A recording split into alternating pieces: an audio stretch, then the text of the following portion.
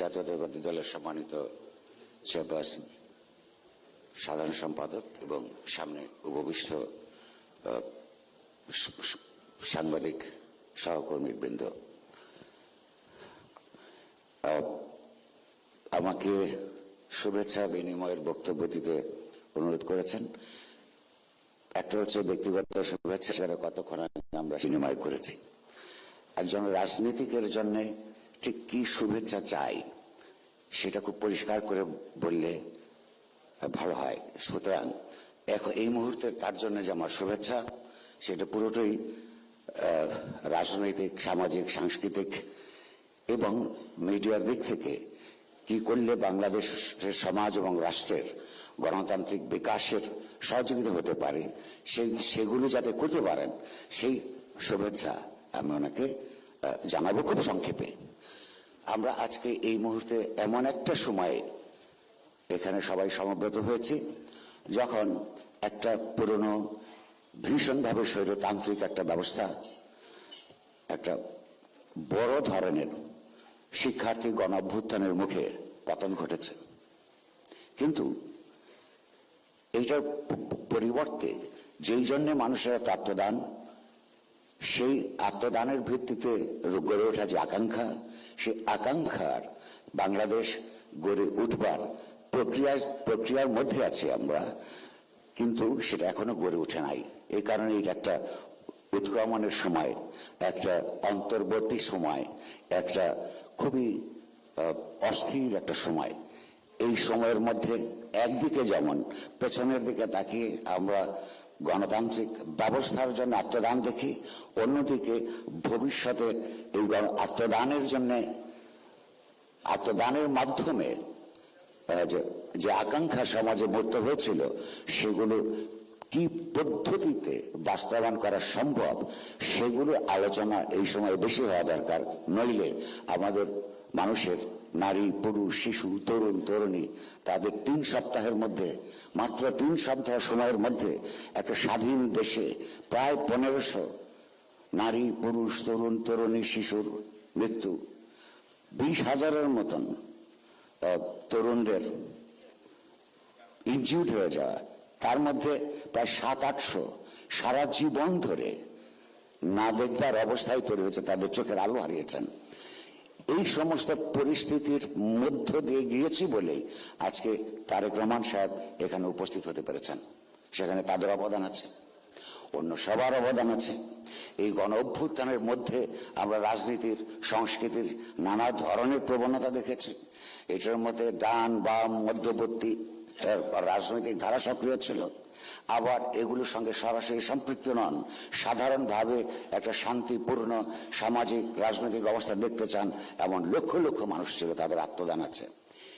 এই সময়টায়, এই উৎক্রমণকালীন সময়টায় পরস্পরকে দোষারোপ না করে, বরং এই আত্মদানকে কি করে একটা রাজনৈতিকভাবে, সামাজিকভাবে প্রাতিষ্ঠানিক রূপ দেওয়ার দিকে এগোনো যায়, সে আলোচনাগুলি হলে আমার মনে হয় আমাদের সময়ের প্রতি, এই উৎক্রমণকালীন সময়ের প্রতি সুবিচার করা হবে। দ্বিতীয়, খুব সংক্ষিপ্তভাবে একটা প্রশ্ন রেখে যেতে চাই আপনাদের সামনে, এবং ওই শুভেচ্ছা হিসেবে অনুরোধ করব। পৃথিবীতে এমন কোন জায়গায় কখনোই গণতন্ত্র প্রতিষ্ঠিত হয় নাই যেখানে গণমাধ্যমের আইনগত, রাজনৈতিক, সামাজিক, সাংস্কৃতিক স্বাধীনতা ছিল না। ফলে গণতন্ত্রের জন্য সংগ্রাম আর মিডিয়ার যে গণতান্ত্রিক স্বাধীনতা, এই দুইটা হাত ধরাধরি করে চলেছে। আমরা যদি ভবিষ্যতের বাংলাদেশকে, সমাজ এবং বাংলাদেশের রাষ্ট্রের গণতান্ত্রিক রূপান্তর চাই, তবে অবশ্যই গণতান্ত্রিক রাজনীতির পাশাপাশি একটা গণতান্ত্রিক সাংবাদিকতার পরিবেশ থাকতে হবে। কোন রাজনৈতিক দল যদি বিশ্বাস করে, মানুষকে সে বলেন যে তারা গণতান্ত্রিক রূপান্তর চান, তাহলে একই সঙ্গে তার দাঁড়ায় তার সেই গণতান্ত্রিক রূপান্তরে সহযোগিতা করবার জন্যই গণতান্ত্রিক সাংবাদিকতার পরিবেশ নিশ্চিত করা। সেগুলো কি কি পদ্ধতিতে গণতান্ত্রিক সাংবাদিকতার আবহ নষ্ট হয়, সেগুলো আলোচনার জন্য তো সেমিনার করা যেতে পারে। আমি শুধু এইটুকু শুভেচ্ছা জানিয়ে রাখবো যে এটা আপনারা যেন সেই পরিস্থিতি তৈরি করতে পারেন। শেষ কথা আমি বলতে চাই, আপনি নিজেরা শুনেছেন, কতক্ষণ আগে আমার একজন সহকর্মীও বলে গেছেন, বাংলাদেশে অতীতের সময় বহু সংবাদকর্মীর উপর, বহু সাংবাদিকের উপর নানাভাবে মামলা, হামলা, অন্যায় হয়েছে। সেই সব মামলায়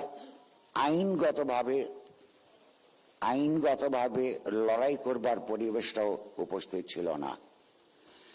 আমি বলবো এই মুহূর্তে গত রেজিমের সঙ্গে যারা সমর্থক ছিলেন তাদের অনেকের বিরুদ্ধেই মামলা হয়েছে, জেলে আছেন। ওই শেখ হাসিনার আমলের ওইগুলি যদি অন্যায় হয়ে থাকে এবং তাদের বিরুদ্ধে অভিযোগ থাকলেও যদি ন্যায়ের ভাবে, আইনগতভাবে তাদেরকে মামলা লড়ার সুযোগ না দেওয়া যদি অন্যায় হয়ে থাকে, সেই অন্যায়কে আরেকটা ন্যায় দিয়েই আমরা বিগত অন্যায়টাকে আরো প্রতিষ্ঠিত দেখাতে পারি। এই সময়ে যারা জেলের মধ্যে আছেন ভিন্ন মতের জন্য, সেই কাকা যা যা করেছেন সেইটা আমরা বিশ্বাস করি না বলেই আমরা এখানে মুক্ত আছি, কিন্তু তাদের যা আইনসঙ্গত অধিকার আছে, অভিযুক্ত হিসেবেই যে আইনসঙ্গত অধিকার আছে, সেইগুলো নিশ্চিত করবার জন্য সংবাদপত্রের পক্ষ থেকে, আমাদের এডিটর্স কাউন্সিলের পক্ষ থেকে আমরা বিভিন্ন সময় সরকারকে বলেছি, সরকার বলেছে তারা সেটা দেখবেন। যাদের বিরুদ্ধে সুনির্দিষ্ট মামলা আছে তাদের বিচার প্রক্রিয়ার মধ্যে শাস্তি হোক, এটা আমরা চাই। সরকার বলেছে তারা এটা দেখবেন, কিন্তু তাদের আইনগত অধিকারগুলি নিশ্চিত করবার কথা দিয়েও তারা রাখেননি।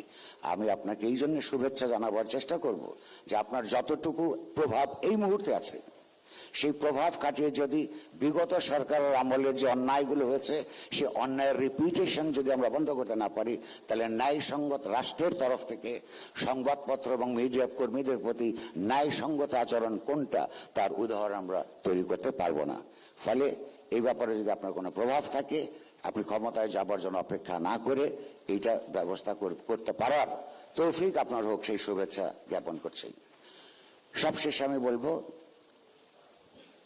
গণতান্ত্রিক স্বাধীনতা সংবাদ মাধ্যমের মানে হচ্ছে পাওয়ার, যেটাকে বলে যে ক্ষমতার সঙ্গে গণতান্ত্রিক সাংবাদিকতার সম্পর্ক নিরন্তরভাবে এক ধরনের পেশাগত বৈধতা দিয়েই চিহ্নিত থাকে।